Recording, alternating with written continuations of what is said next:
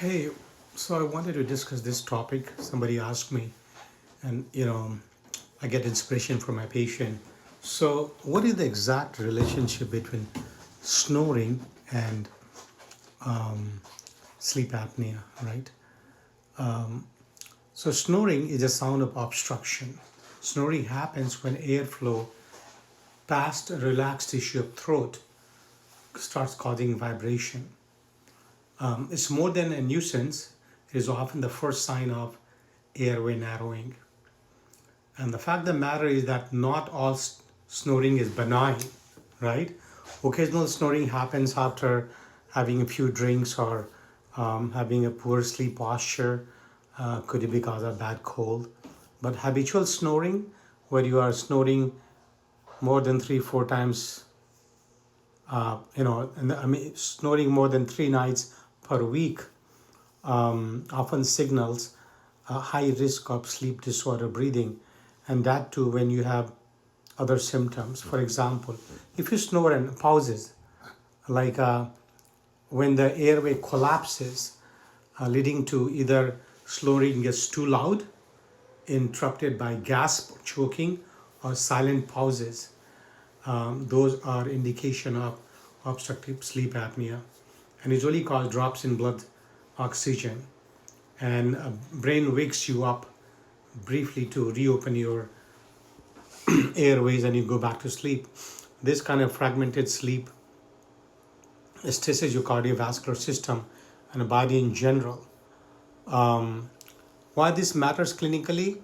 Because untreated sleep apnea has been proven to cause treatment resistant hypertension, arrhythmia, atrial fibrillation is most common one, heart attack and a stroke, type 2 diabetes, daytime sleepiness, accident behind the wheels, and shortened lifespan. So when to consider a sleep test, polysomnography, or home study, anyone with habitual snoring should at least screen themselves with this question first. Do you or your partner notice pauses in your breathing, gasping or choking at night? Do you wake unrefreshed or with morning headaches?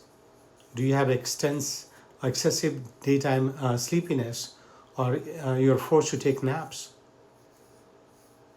Do you have high blood pressure, type 2 diabetes, AFib? Is your BMI more than 30? Or neck circumference, this one here, more than 17 in men and more than 16 inches in women? If yes to any, a sleep study is strongly indicated.